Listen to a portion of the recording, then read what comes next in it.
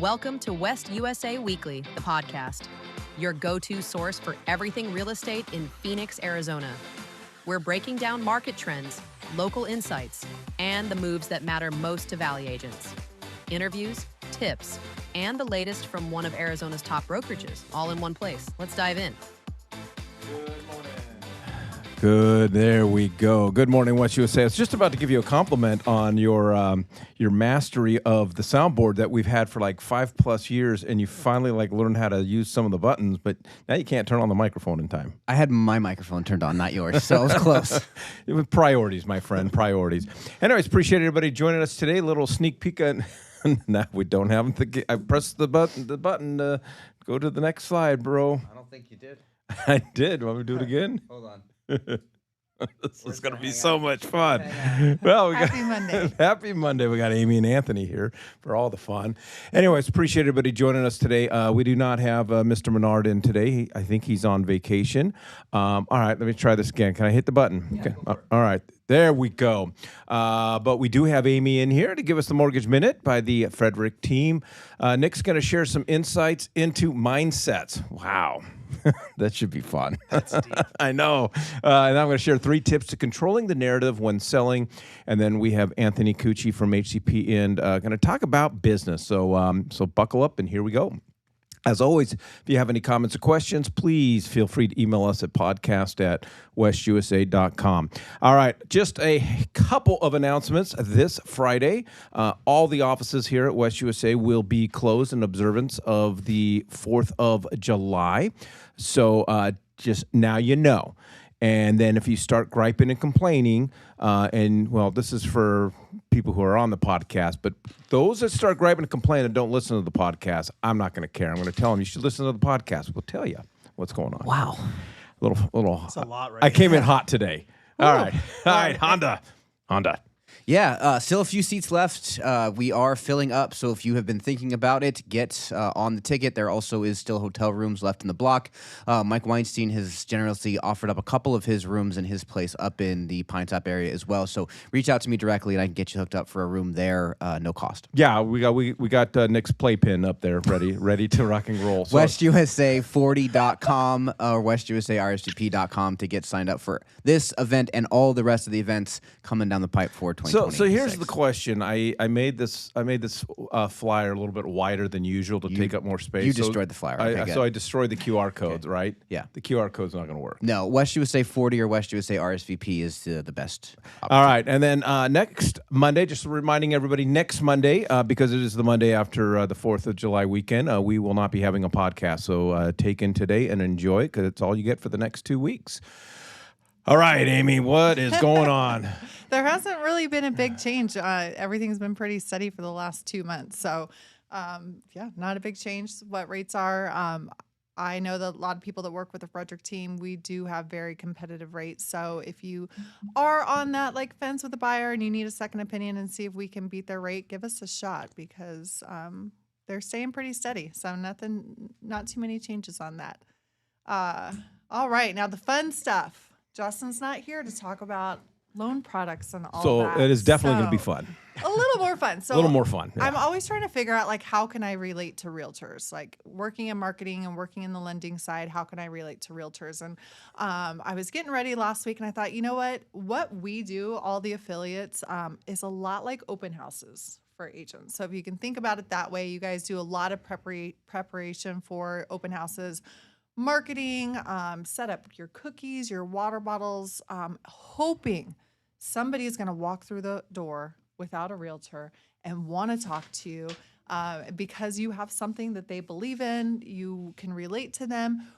A lot of what we do is the exact same way. We are so fortunate to partner with West USA, and you guys have done an incredible job really vetting the team that supports agents and offer a lot. We offer, CE classes and social media classes. We, how to win listings. There's so much you guys have to these agents.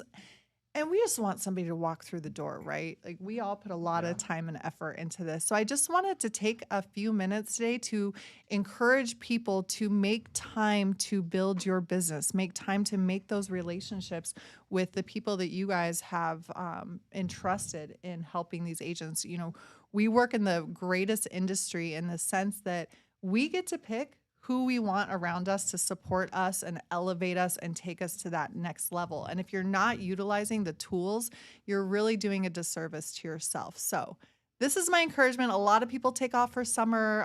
It's kind of crickets around the office.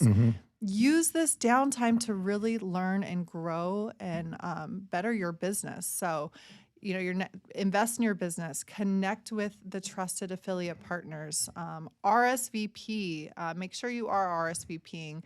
That helps us be able to plan. It helps us be able to. Don't get me going on this one. Sorry. I think that was focused on me.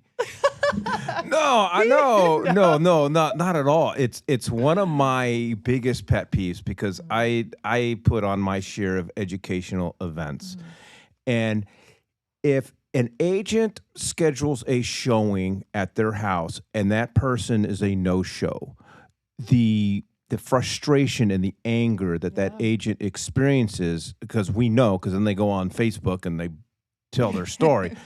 It just drives me nuts, the number of agents that RSVP for a class, RSVP for an event, and just don't show. It's like it's not a big deal to them, and it is a big deal. That's why you guys know, because you guys sponsor our events. We don't let you guys bring lunch or food anymore because you spend all that time, that money providing some great, well, I wouldn't call it great food, but food nonetheless, Above average. above average, and it's just, I don't know. It's just Anthony brings the best breakfast pizza, though. yeah. So my That's point what I'm is, if you known RSVP for an event, it's okay if something happens. It truly is Absolutely. okay. Just let us know. Well, we all know in this industry, you could at last minute have a showing or have a listing appointment or an inspection. So we totally get that. And then on the flip side, if you don't RSVP and nobody RSVPs to a class and we end up canceling it, but then there's 5 people that never RSVP'd and they show up and they're like, oh my gosh, what happened? We kind of look like jerks. So there are a lot of hungry agents right now. I'm seeing a lot of new agents get their license and they are hungry and they are eager to learn and they are eager to build their business. So yeah, if you're not utilizing all these awesome tools that we provide, like step up your game because there's the young blood coming in. So, Yeah. yeah, connect with us. We all offer you guys something that can really help build your business, whether it's, American Title or Anthony with HCP. There's something you guys can take advantage of. So take advantage of those resources. We want to become a part of your team. We want to help grow you.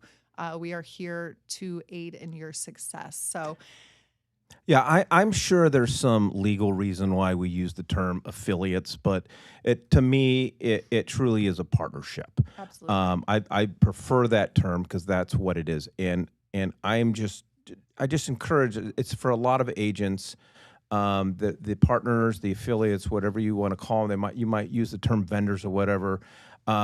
It's just your vendor are people too. And that's why partnerships and relationships make the most sense. They're not your slaves, and it's just I don't know. I find it amazing sometimes on how we as agents treat our partners, because we should be treating our partners the same way that we treat our clients. There's no difference. And when you do that, you truly do create that team environment. I feel like with you guys, part of our your involvement in our team, it's a true part. Our team treats you guys like that and views you like that as partnerships, and it goes a long ways. It's not that we get better service though, but because there's this relationship and there's this brainstorming element to it, the service does get better. Absolutely. Yeah. And you guys aren't just, numbers to us. You guys are true relationships that we are so grateful to be a part of. And Yeah, so show up to these things. And just a little shameless plug for the Frederick team. You guys, we do have over 1,000 loan products over at Fairway. So if you are working with a buyer who's maybe not your cookie cutter perfect buyer, reach out to us. There's so much we can do. There's so many options we have. And we would love to gain your business so we can keep doing these classes and we can keep bringing you donuts and bagels. Yeah, I would say if you're working with an affiliate or a vendor, you're with the wrong partner, right? Like, Yeah. that's a good analogy, right? Like, I think a partner has your best interest and a vested interest in your success, and I think that's what you should be looking for. All right, Amy, appreciate it as always. Good stuff. All right, Nick. Boy, my mindset's terrible this morning. Can you hook me up? Can you hook a sucker up? This morning? Just this morning? Yeah. Hey, Anthony, in an effort to help your success, I beg you, point your microphone at your mouth. I love you. There we There you go. go. And then just Is that swing a better? little bit closer to Amy. So like yeah, buddy. There. Come on Now in we're here. rocking and Now I'm in rolling. it. All right. All I'm right. part of the group now. I do want you to be part of this conversation because this is something you do very, very well. And so with this, I guess, new segment, Mike still has not provided a name for it. I'm a little scared. But I created the slide deck to make sure that there was no fun images created. I did not look at the rest of the slide deck for this morning, so I'm sure there might be a photo or two. But the conversation about this segment was kind of based off some stuff that Mike and I have done. And Todd and I have done in the past, having conversations about books that we've read, podcasts that we listen to, actionable things that are out in the world that anyone can get access to help better themselves as a leader, as an entrepreneur, as a realtor, as a person. And so we figured we would kind of throw this together since Todd was out this morning. We had a couple extra minutes. So I wanted to start with, instead of getting into a book or a podcast, I wanted to start with a mindset. And so the mindset that we carry with us really dictates how we handle kind of everything. Now, I will say I'm a big hypocrite. I get mad. I make assumptions. I assume the person is trying to do me harm when they're probably not. But the goal is to recognize that you have those feelings, take a breath, pause, and then try to then respond and not react. One of the analogies that I use with our staff a lot of the times, the reason why we ask when an agent calls in, we have multiple people that speak to that agent. And the same thing happens at doctor's office, same thing happens when you go to a lot of different customer support focused entities. Multiple people ask you, why are you here today? Think about when you go to the doctor's office and you check in. Why are you here today? Well, I need to have this checked. And then you sit down and the nurse comes in. Well, why are you here today? Well, I'm having this checked. And the doctor comes in and says, why are you here today? This is an on-purpose thing that is done to make sure that the individual that is about to be helped actually knows why they're there to be helped. If we make an assumption based on what they've told two other people, but we did not hear from them directly, there is a very good chance of misunderstanding. And so one of the things that I want to just touch on as we go through not assuming is empathy versus compassion. We as human beings start with empathy, or at least we should, when someone reaches out to us. So there's a lot of times that we are going to be empathetic. Someone calls us and is frustrated because we're in a transaction. The transaction is not moving fast enough. I get it. I know we're moving as quickly as we can. Sorry about that. Someone is frustrated by what we're doing. Sorry, I wasn't able to answer the phone. Empathy is only half of the situation, half of the conversation. What I don't think we do good enough is to then move to compassion. And in my conversations with staffs and agents, when they call and have conversations with me, I think compassion is much more powerful than empathy. Now, I do think you should have both, but starting with compassion is great, but you have to starting with empathy is great, but you have to end with compassion. If you don't end with compassion, you're not fixing the mindset. You're not fixing the situation. So I've got just a couple quick examples that I wrote down here. So you call an agent doesn't answer the phone. You get frustrated by that. Now, this is a little bit of the next slide. I think I've confused my slides a little bit, but it's fine. We'll stay here for a second.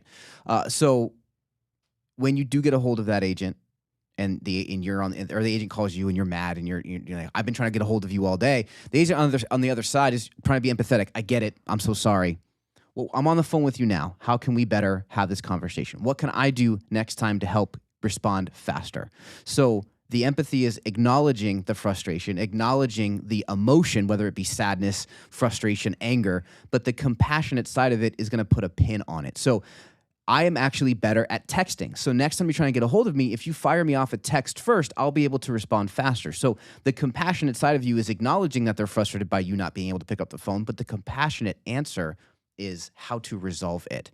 And so as you're going through your days, looking for the compassionate finish of the empathetic response, right? So Anthony gets calls all the time from agents that are upset with the inspection reports because God love you all, you don't read. So you get really mad and they look at the inspection report and they go, well, it's been 3 months since we closed this transaction and we have this water leak. You didn't call it out and you have to pay for it. And Anthony pulls up the report and it's right there on the report very clearly. Well, I didn't know we had to get it fixed. So it's 100%. I understand. I'm sorry that you had this situation. It's on the report. You saw that. How would you like to proceed forward? And so he's empathetic to their situation, but he's compassionate because he's trying to help fix it. But the agent, the person calling, is a part of that resolution, right? Like the compassionate side puts you and that person on the same page.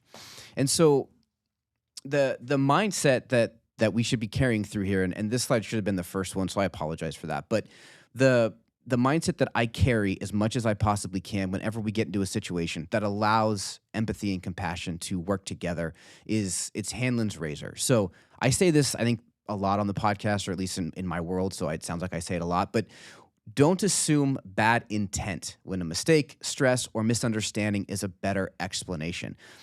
If someone cuts you off in traffic, assuming that they were doing it maliciously to impact your driving, to slow you down, to make you hit that light, like that's a ridiculous thing, but that's a human emotion. Like, they cut me off, now I hit the light, now I'm going to be late because of them.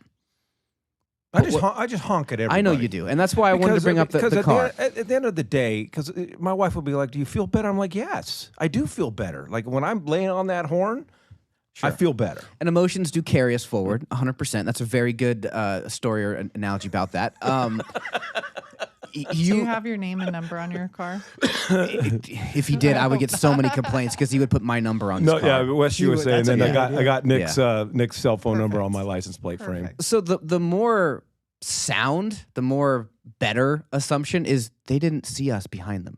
They weren't paying attention to us. They were in their own world. Maybe they just got horrible news about a family member. Maybe the deal that they're dealing with is not going well. Maybe they're running late to an appointment. Maybe it's not because of us. And that's what really Hanlon's razor tries to carry across mindset-wise is we think about ourselves so much more than everyone else and how much we assume them thinking of us. So again, back to our agent not answering the phone. Maybe they're dealing with personal issues and they just weren't able to answer the phone right away. So when they are able to get us back on the phone, being upset and frustrated with them, okay, that maybe makes you feel better for the moment. But if you want to win at working with this person long term, being empathetic and compassionate to what they're dealing with will always carry the day. And that goes along with everything that you are doing. When you have bad customer support, and I know we all know this, but it's reminding us of this in the moment. When we're mad at the person on the other side of the phone because they can't help us, they can't help us because they can't help us. They're not the right person to carry the frustration with. So remembering that they're just a person too, they're moving through their day the best that they can. And these situations that we get put in aren't just for real estate. Everyone we deal with, we can think the same mentality. They're probably not trying to hurt us. They're probably not trying to harm us. They're ignorant. They don't understand. They're silly. And if we assume that, which I know is not the best mentality to carry, but if we assume that and we go into the conversation just assuming the person might be ignorant to our situation. So people are stupid. Got it. I like that. They're just silly. Some people are not as informed as we are. And if we make the assumption that they are as informed as we are, we could set ourselves up for misunderstanding. And you can do that in a very polite, respectful way. That's how I communicate with Mike pretty much on a regular basis.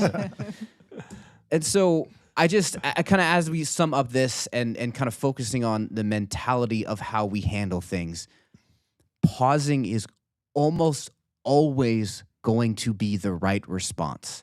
Stopping before we react and trying to actually hear what the person is saying and respond. Because that pause allows our brain to actually hear what the other person is saying. If we respond or react immediately after the person's done talking, we're not getting everything. Our brain is still trying to process what is being said, and it allows us to ask a couple of questions. What else could be true? Maybe they're just having a bad day. Maybe they didn't cut us off because they were mad at us. Maybe they didn't answer our phone calls because they're just a bad agent. Maybe they're having a hard, challenging situation in this moment. What is the other person feeling? Again, compassion and empathy. We are going to understand the feelings that this person may be having and assume it's not just anger. It's not just frustration. And then this is a big one, Mr. Mikey. What response will move us forward? And you do this really well in your business conversations. And I know this is a show, and so we have fun with it. But the responses that we have should help win the situation. Feeling better, being the bigger person, winning in the conversation. Okay, those are good. But how do we move forward? How do we finish the transaction? How do we get through this conversation, get through this situation? And in real estate, we go really, really fast. And it's something that we talked about on cybersecurity and everything else that we're doing. If we take that moment to pause, it gives us so much more ability to answer the right way, understand where the person's coming from, and just do overall a better job in what we're dealing with. And so I wanted to start with this. And so then I think next month when we start talking about different books and podcasts, I'll try to remind everybody the mindset that we have. Because if you don't have the mindset, reading a book doesn't help you. Listening to a podcast doesn't help you. Having a conversation with an industry partner doesn't help you. You've got to have the right mindset going into it, or you're going to assume you know better than everybody else and walk through it without really learning anything. All right. Yeah, good stuff. I don't think you can you can have compassion without empathy, but then is it the right compassion? Correct. And so I think empathy is exactly where you start with, because if you're understanding the situation, then compassion can look at a different variety of ways. We've all done it where we got a problem with a company, or we're at a restaurant or whatever, and they're not listening to you. They're just automatically trying to throw compassion down your throat. Yep. Trying to solve the problem without really understanding what that problem is. So. And it's working with a new licensee. You assume that what they're dealing with is not as hard as what you've dealt with. That's not empathy. That's just straight compassion. All righty, jumping right into the 3-pack. Good stuff, Nick. We appreciate it as always. We're going to kind of get into some sales here. Controlling. That's a great picture, Mike. Pardon me? That's a great picture. Yeah. I appreciate that. Thank you. You act like this is the first time you've ever been here, Anthony. First time I'm looking. Paying attention. All right. I'm not feeling any empathy out of you right now. But anyways, controlling the narrative when selling. And it's and this is we talk about, my partner and I, Ryan, we talk about this all the time. You have to control, we talk about controlling the contract, but you got to control the conversation. And you got to control the situation. You got to control that buyer. You got to control that seller, because once you lose control and you put them in the driver's seat, they will run you wild, run you crazy. And I remember recently we had a client where this happened. We let them get the best of us, and they took control, and and it was an incredibly frustrating experience. But so for Nick, for starting out with controlling the narrative, I ask questions. Questions is the game changer. If you don't know what you're controlling, how are you going to take control? I don't know what that other person is thinking, what their motivations are, what their concerns are. And this is what we do. We get straight into sales. We get straight into trying to close them. But when we don't, going back to empathy, what are their issues? What problem are we trying to solve with this particular buyer or seller? Because once you can identify that and you can start going down that direction, they will think of you as their guide, and that's where you want to be. You want to become the expert in this real estate transaction with them. I mean, whoever asks the questions controls everything. If you have a buyer that reaches out to you and says, I want to buy a house in Scottsdale, Okay, so if you don't ask any other questions, you're assuming that the problem you're trying to resolve is buying them a house in Scottsdale. But you have no idea anything else about this individual, what they're trying to, like what size of house, how much can you afford? These questions, they don't, especially if they're new to buying a home, they don't know what questions they need to have answered. They have no idea. So you have to be as curious, I love that, stay curious and stay in control, as possible. You need to ask as many questions as you can with the goal of getting them to speak more than you. So you ask a question, stop talking. And then what else? Yeah, and then I like too because we try to get away from the priced focus conversations where people are so concerned about interest rates, so concerned about the price, so concerned about all of this stuff. If we understand what the motivations and all the concerns are, then we can talk about the outcome. Yeah, okay, this neighborhood might be a little bit pricier than what we originally started out, but we've identified that this is important, this is important, this is important, and this is important, and this particular neighborhood checks all of those boxes. So. And you're not making any assumptions. Exactly. All right, number 2, frame the problem before presenting the solution. At any given time, we can take a stab at what are the main problems right now, and not problems, obstacles and objections that any buyer or any seller are going to have right now. Right now, it's still rates that are. Right now it's how is the situation in Iran impacting gas prices, impacting the real estate market? Is the market going to crash or depreciate here? It's all this. It's all the same stuff over and over and over. And when you can identify what are the top 5 most common objections a buyer and a seller are going to have, know how you're going to respond, then I literally will bring up those before they come up. Like, for instance, we talked about a couple weeks ago when someone goes, how's the market? The answer is always, yeah, great. Yeah. People go, how's the market? It's great. And then I know that rates are a big thing. They go like, how can you say it? I go, because rates are so high. Well, what do you mean rates are so high? Well, when rates are high, you got less buyers. You're going to get more. I mean, I got the whole spiel down, but I try to interject those problems, those objections prior to them actually coming up.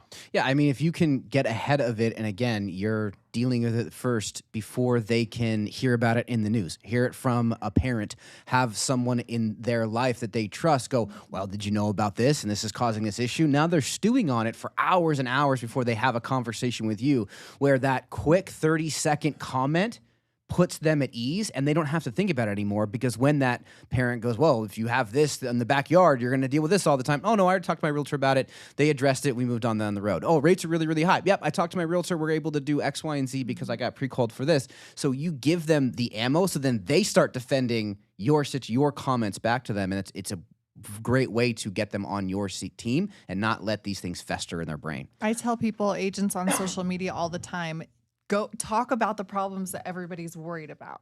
Address it. Use that as your hook. Talk about rates might suck right now and have that solution. But yeah, don't be afraid to talk about what everybody's worried about. I tell people, the higher the rate, the better opportunity you're going to have as a buyer. Absolutely. And people are like, what are you talking about? And going back to that now, we're establishing what success looks like. Okay, well, if you use me, we're going after high interest rates. And plus, name your rate. What rate do you really want? All right, let's get the seller to pay for it. Let's do a rate buy down.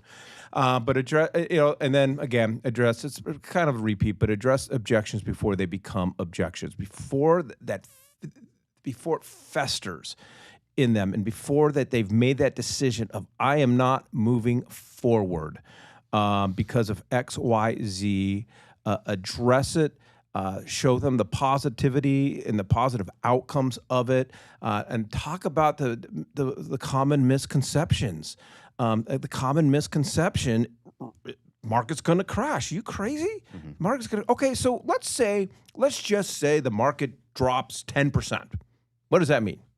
That means you're just going to have to hang on to that house longer. Yeah, and you're going to tell me that it's not going to go back up? History leaves clues. That's the thing that a lot of people don't understand is they hear these things, but when you ask them, what does that mean to you? They don't know. They just read it or heard it on social media. The one thing that I would suggest when it says frame the problem before presenting the solution, when someone is explaining what their concerns are, one of the most powerful things you can say back is, what I'm hearing you say is. So you are letting them feel heard. You're responding in kind to what they're saying, and now you make sure you're on the same page. Now you can address checkbox by checkbox all the things that they have brought up while including the things that are maybe not more important, but are as important that they haven't thought of yet. So you still are coming off as someone who's hearing them, protecting them, and working through them, but you're also the expert that they then, when someone brings up real estate, they go, well, I had a conversation with Mike Weinstein. He's amazing. He knew all these things. We were able to address my concerns. Plus, he brought up all these other stuff that I've seen on social media, and I think we're going to have a great transaction. And that just makes the person feel better. They feel warm and fuzzy. Especially in our current world, people want to be a part of the conversation. Back in the day, it was, I want to buy that house, figured out. Now they want to walk through it. They want to be a part of the conversation. People are asking more questions. They want to be more educated, and that's the good and the bad with AI. People are coming to the table with a lot more information, but the information they're coming to the table with might not be 100% accurate. So then you get to be the expert and go, that's a really good point. Let me just clarify a couple of things in our market in Phoenix or in our market in Arizona. Or it's just a tidbit, right? Like people have limited capacity, so they grab tidbits of information and then they come to you, and interest rates are a hot topic. Most people don't know that you can buy it down, right? So like all that helps. Headline reading for sure. For sure. Okay, I'm just okay. First of all, now my brain's really going that one cell that I have left. But okay, so you start off. Okay, she who asked the questions controls the situation. This is all about questions. Yeah. You're not only asking the questions, but you're also answering their questions. So everything is question focused. That's really what comes down to, and that's what sales really comes down to. But I'm just on a side note, Amy. I think we should do some sort of social media thing of here's the wrong things that AI told me about real estate. I don't know, haven't come up with a slogan yet. I like this. But just, I think. Let's do it. All right. We'll do it. AI is NA. So there's something there. We're gonna work through that. There's something there. All right. Anyways, moving right along, we're gonna bring in Anthony Acucci. One thing, Anthony, that I think where people do a disservice for themselves is just thinking of you just as a home inspector. You are a business owner, and you own a pretty big business. And I tell people that the conversations that you and I have had over the years, just about business. I have a business. I run a team. You have a business. You have a team. And I just tell agents you're in a better position if you're able to sit down and have a conversation. I have my son call you. Yeah. My son's he's starting an AI business. And I'm like, he's smart. And he's like, thank you. Gets it from his mom. He's like, well, who should I meet? I go, you need to meet Anthony. So I appreciate you taking the time with him. So we're going to talk about what home inspections taught you about building a team in a business. You sent me this, and I wanted to start with this. I just pretty much copied and pasted it, and then we'll get into the bullet points. But I love this. And where are we going? Where's this conversation going today? Yeah, I think I learned very quickly that I wasn't building an inspection company. I was just building trust at scale, right? And I think, a lot of people look at the inspection process and they look at, what I do, and they think, well, he knows a lot about houses and new builds and stuff like that. For sure I do, but over 11 years, I've learned some things about how to assess risk, how to solve problems. Because at the end of the day, that's what we're all in business of doing, right? We're here to solve problems. And it's really taught me how to make better business decisions focused on like real wins, right? Like actual wins that matter instead of just, the casual low-hanging fruit. And we'll get into that in a little bit. All right. So let's start with point number 1. Tell, teach, and show. Yeah.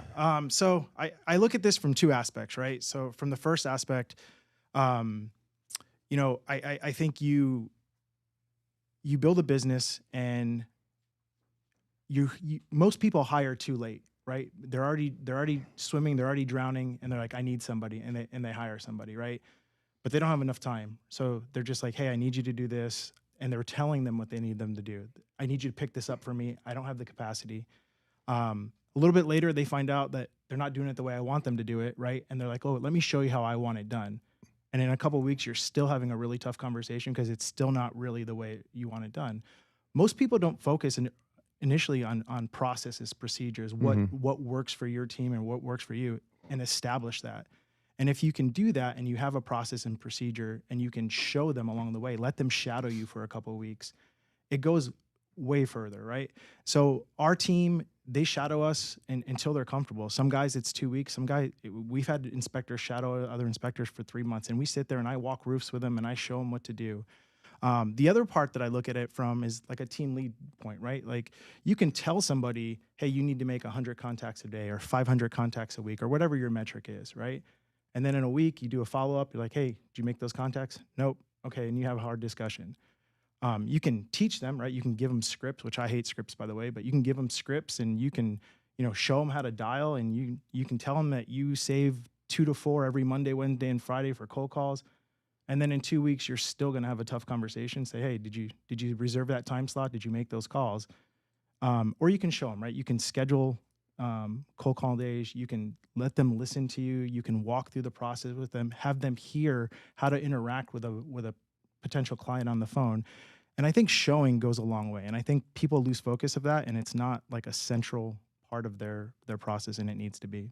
Yeah, I think you bring up a good point, and it's just that quandary where I know I need to hire someone, but I don't quite have the budget. And then when I have the budget, it's kind of too late, because now bringing that person on and training them and so forth it becomes very stressful. But I tell everybody, whether you're bringing on a TC, a marketing assistant, or whatever the case is, you need to. And this is what I do, is I sit down and I'll spend a couple weeks on this, maybe kind of just revisiting it, but put down on paper exactly what I need and what I'm looking for, rather than trying to create the job as we go. Yeah, you have to identify the process, right? And so what I tell people is know what you're really good at and hire for the things that you're not so great at, right? Like if you're great at at relationship building or market, whatever that is, do that, and then hand off the stuff that occupies that time for you. One of the sayings, I think is one of the worst sayings in the world, is identify your strengths and weaknesses and work on your weaknesses. To me, that is stupid advice. I'm going to double down on my strengths. I'm going to double down on what I'm really good at. And to your point, I'm going to hire where I'm not so good at. And I think you got to realize really quickly what what's failing, right? Like I think it's a re-identifying process over and over again. Like we grew really fast. And I think at our peak, we were in 12 states and 20 markets. And we learned really quick that not every market's for us. And then you have to be able to accept that. Like you have to be able to take a step back and say, hey, this isn't working, and reassess. Yeah, if I had to be, that's probably always been my challenge of not getting out of something quick enough because I'm like, oh, I know it could work. I know it can work if I just tweak this, if I just tweak that. And it costs money. And when we first launched, I was the same way with hiring people, right? Like I was so critical of who we hired and how we hired, and they had to and what I've learned is you hire fast, but you fire faster, right? Like, and I say that, but we have really low churn. I think our average is like 6 years with us, 5 years. I think our least tenure is five years now. So worry about the big stuff. Low churn helps with the processes you have set up. And I think that's one of the hard things, as you talked about. Hiring fast but not having a process, you're going to be firing fast too, because that person's going to be just as lost as you are. I mean, to your first point, I think what you've done is the right way to do it. You show someone how to do it, you let them do it, and then they teach back to you how they're doing it. So now they can walk away with a full understanding doing it themselves. But it's that recognition of when you need to hire is where a lot of agents have that challenge. Yeah, we've been working on trying to fire Nick for the last 10 years. So 14. You started 4 off years. strong. Okay. I think that's a huge mistake. When you were the IT guy, you were doing really good. I appreciate that. Really quick though, just to go back really fast. So I realized as I was listening to Anthony and Mike talk, I don't think I've ever called Anthony about a home inspection thing. And I talk to Anthony probably once a week. I call him about entrepreneurial stuff, business stuff, like bouncing ideas off of. I don't believe I've ever called you and been like, "Hey, we have a home inspection issue." I think it's, "Hey, here's what I'm thinking of doing," or "Here's what we're working through with the company," or "This is what an agent's dealing with." Your knowledge and your ability to answer big entrepreneurial questions, I think, is one of my favorite things about you, and that's why I think We call it business acumen. yeah, there it is. There it is. There it is. Speechless. All right, let's get into big problems and low hanging fruit. Yeah, I think a lot of people focus on the low hanging fruit, right? It's there, it's easy.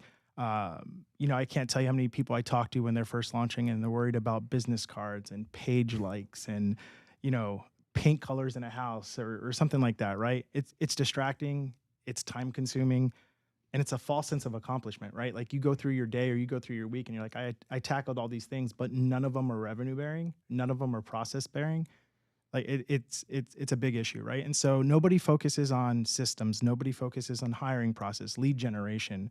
They don't have accountability for themselves.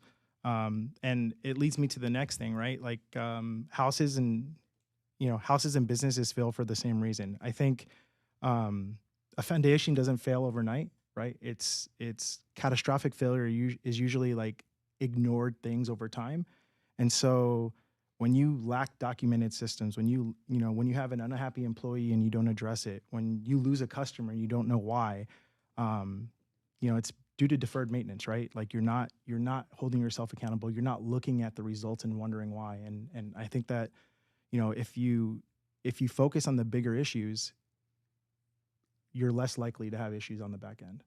Yeah, I've kind of got this figured out. I could spend the next week keeping myself incredibly busy when it comes to real estate, really but easy. getting nothing done, like nothing of value, nothing that's going to earn income.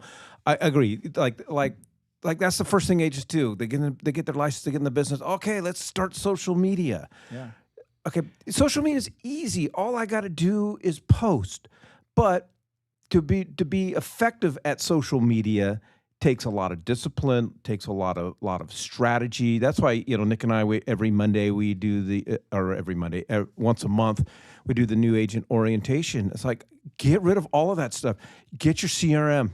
You have to have your CRM. I don't want you out. I tell people, don't go out and have a conversation about real estate with anyone unless you have a place to take the notes from that conversation and take the data and put it somewhere and organize it somewhere. Yeah, I would say if you're scheduling a call with somebody that you've had contact with in the past and you're not reviewing your notes about your last conversation with them, things about them, things about their interest or, what they're looking for, you're doing yourself a disservice. You're not going to remember a million conversations from 6 months ago. Mm-hmm. You have to document everything. Yeah. But I think he brings a good point. I think he said something about coaching or teams or accountability. Accountability, yeah. It's accountability is key, but it's also having that person who's made all of those mistakes when they got started to sit down and go, okay, what should I focus on and what don't I focus on? Having a coach, having someone that's done it before you is super vital. A lot of people, for whatever reason, choose to not do that. Having someone to hold you accountable is a different conversation.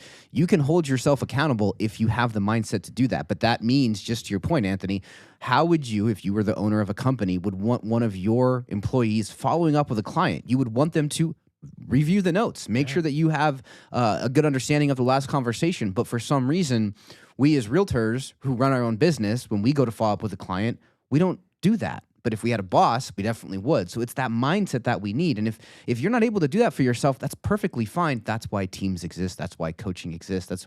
Those things are there to help you hold yourself accountable. And I'll take it a step further. I think, coaching is great. I think agents, when they first start out, they look at coaching, they're like, I don't want to give 50% to somebody, right? Like for the first 5 deals, 3 deals, whatever that is.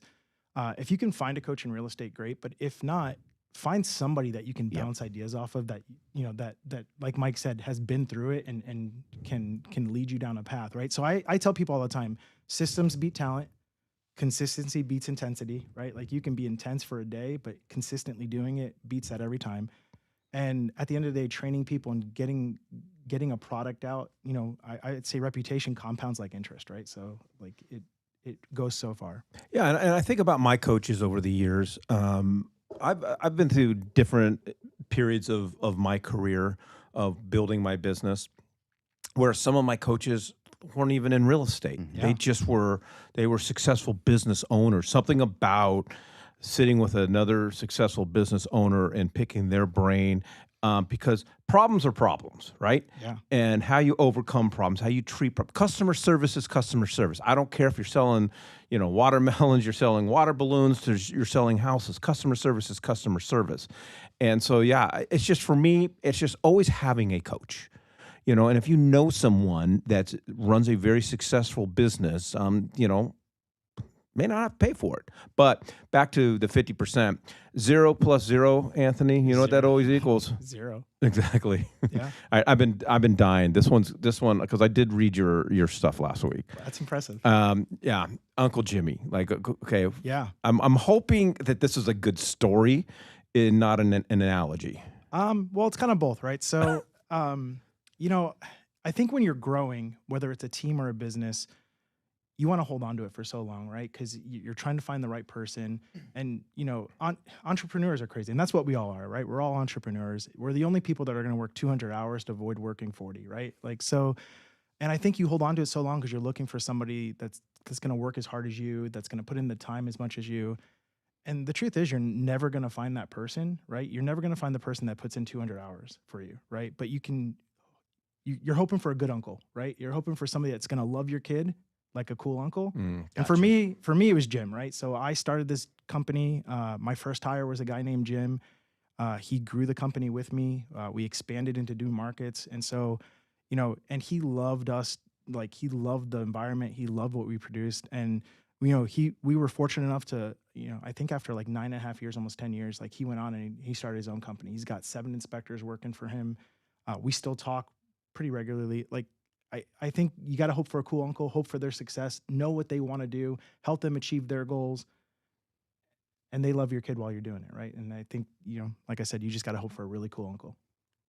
I think that's the right mindset to have. The goal as you bring people into your organization, because it is yours, they're not going to do all the things you did to get there, but you need that person who has that level of support. And then if your goal is to make them better, to put them in a situation to open up their own thing, to be good enough to run their own thing, then you're winning. Yes, that's a churn. That's someone you're going to have to replace. But if the mindset is there, everyone gets better. And now you're building foundational relationships around you, and you're not just there as a transactional person. I've had such huge milestones in my life and my career. I would say probably the biggest, like I said, I think at our peak we had 86 employees. And I say peak, like pre-COVID and all that stuff, right? My biggest accomplishment isn't like the accounts we won, or we have 12 inspectors that started their own company, right? And a couple people that became like directors of cities and stuff like that. But like, I really focus on what they want to achieve, and that's the biggest compliment to me. Like, I love the fact that there's 12 guys out there that own their own company, and I had a small part in that. Like, that's the win for me. I agree. That is, like, for me as a team leader over the years, we've had I go into this, and when an agent joins our team, is I know that they are not going to be with us forever. I know that. And some team leaders just take it really personal when someone leaves after 5 years. I recognize that. I think when an agent gets to a point, and we've had several agents over the years get to the point where they've left to go and build their own teams, that's a huge win. Yeah. And then for us on the wealth building aspect of it, like I love it when an agent gets their first commission check. It's great, and and we love it. But when we have a team member buy their first investment property, telling you, like, that's like, I've done well. Yeah. No. I've seen, Mike, you and Ryan have gotten civilians licensed because they were doing so many transactions. So you took it such a step further to help these individuals not have to pay someone else to do it because they were doing it so often. I mean, this is the kind of mindset that you look for. Clint Fouts said this all the time. If you start with the end in mind, and the goal is to make that person better than they were when they came in, you're going to win at every situation you get into with that person. Yeah, one of the coolest things we talk about companies and stuff like that, but I had a guy come to me one time, and his whole goal was to work for the city. He wanted to work for the city benefits, all that stuff. He needed a year. He was an engineer, but he needed a year of inspection experience, and he was super upfront in the interview. Great experience, great contacts. So we spent a year getting him experience. He helped me in a lot of different ways that I never even looked at things before. And he's still, like I said, he's a director of facilities for a local city here, and we still talk. It's awesome, right? Like those are cool stories.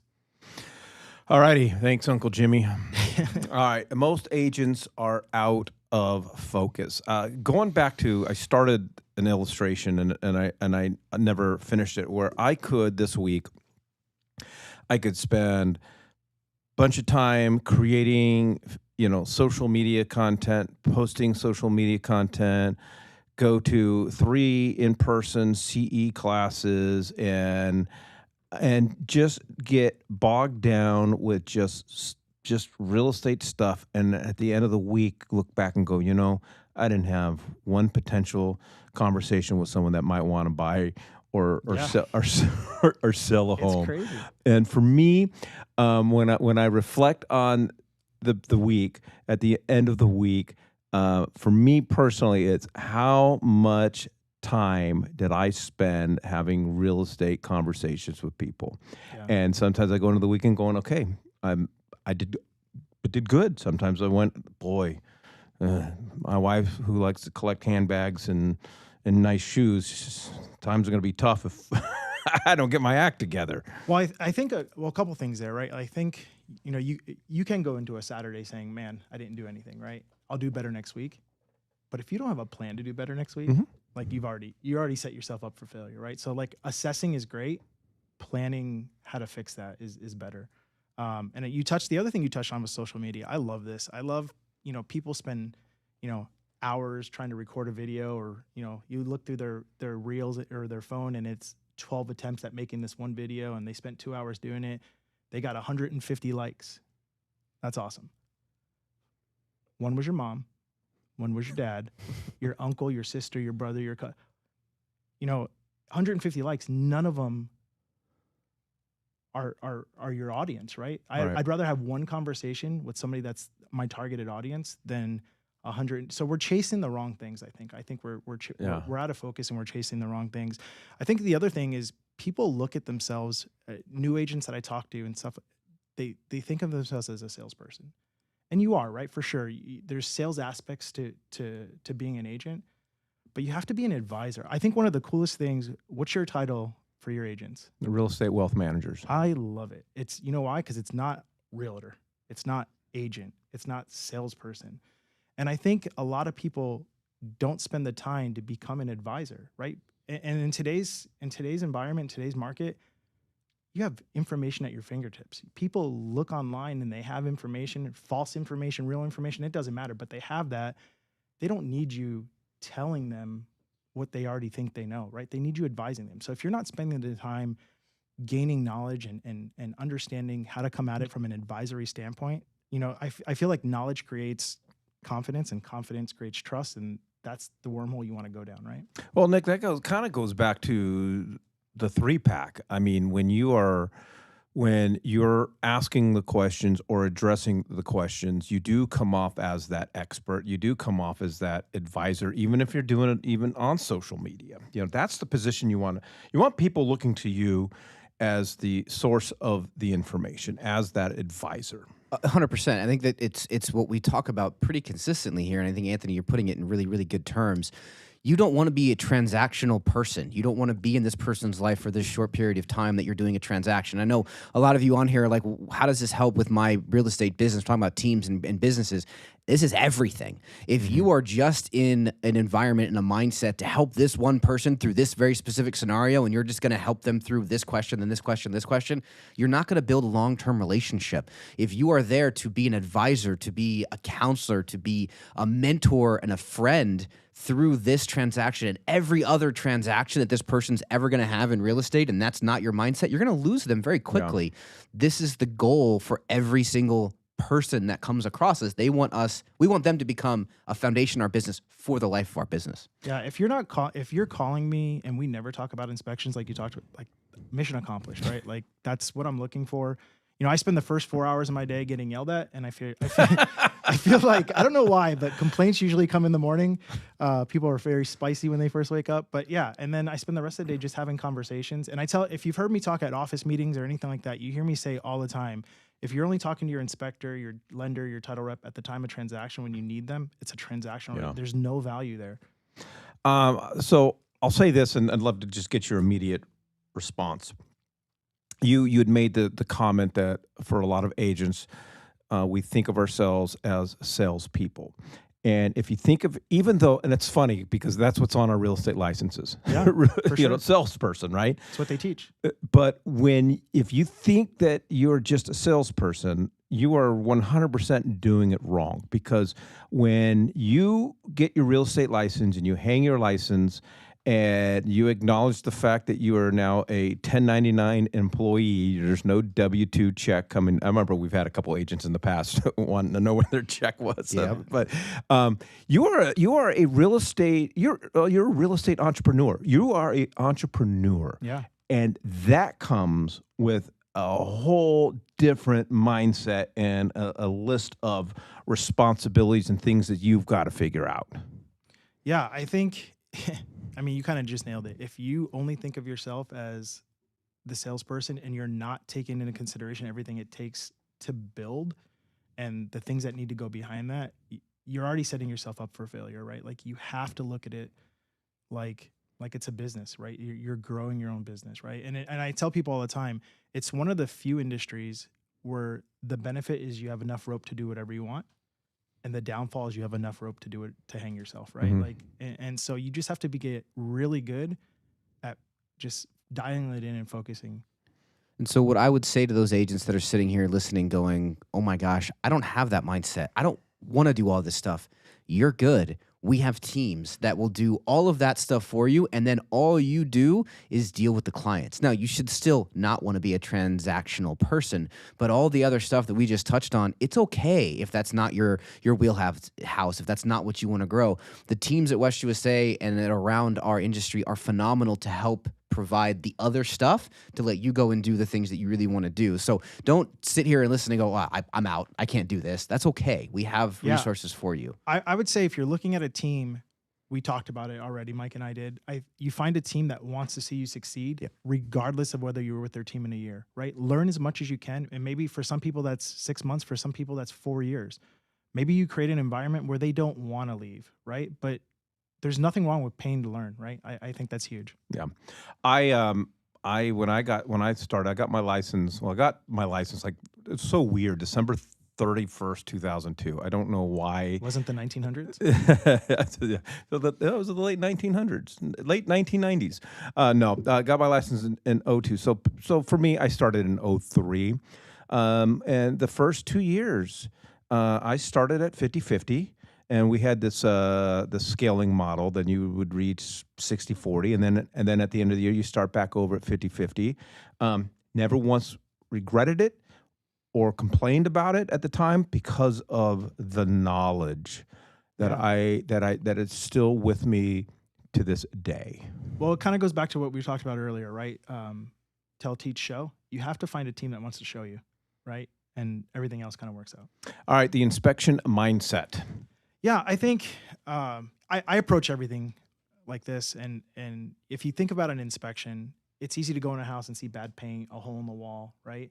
But our job as inspectors is to dial it in a little bit, right? Identify the problems that people can't see, foundation issues, truss issues, roof concerns, things like that. We learn to solve problems, not symptoms. And I think if you peel back a couple layers in your processes, you go into everything trying to just dig a layer deeper, a step further, I think it opens up a world of opportunity, right? So your sales are failing, inspect your processes, right? But going back to the coach or the team or whatever, hire an inspector. to inspect your processes. For sure. Yeah, absolutely. Yeah, you're right. You're dead on, right? Like hire somebody that can hold you accountable until you know what to recognize, right? But if your sales are failing, inspect your processes. If your employees leave or they're unhappy, inspect your leadership. Like internalize that. Like, why are my guys leaving, right? Like I take so much pride in the fact that I have such long tenured people, right? And that's my biggest win, right? Like they want to be with my team. Marketing's not working, inspect the message. No referrals, time to inspect your experience that you're delivering, right? Inspect first, react second. All right, so great stuff, and I know this is not what we're here for, but I do just, I'm not even going to ask you. I'm just going to tell you, for our team, we've been using HCP inspections for about probably 5 years now. Yeah, I think so. When Ryan and I joined, we had. Yeah, 5.5 years. I can't speak any more highly. I get so frustrated on these West USA Facebook groups where probably once every other week someone's like, hey, anybody recommend a home inspector? I'm like, just scroll down because it's the same damn answer every single time that somebody asks the question. I love it. But you guys do an incredible job. I've never had a bad inspection, and I think the biggest compliment I can always give, because not everybody is perfect. I'm not perfect. You're not perfect. Nick definitely is not perfect. Is just you don't shy away from problems. You honor. You take care of things. You take care of the clients, and I appreciate it. I appreciate the friendship and the advice over the years, but I don't know what else to say. If you haven't given HCP a shot for your clients, I think you're doing your clients a disservice. So, thank you. I appreciate that. Yeah. So there's Anthony's information. If you want to learn more about HCP and have a conversation with him, go grab some coffee with him. I'm sure he would love to do it. That was great. Yeah, good job, Anthony. Yeah, we got this. I got new sound effects on the board. I had to use at least one before the end of it. He's like a kid at Christmas. I was so excited to push the button. All right. As a reminder, we no podcast next week, but we do appreciate everybody joining us. We're going to leave everybody with the quote of the day: "Freedom isn't just a privilege; it's a reminder to live with purpose." Go out and sell a home.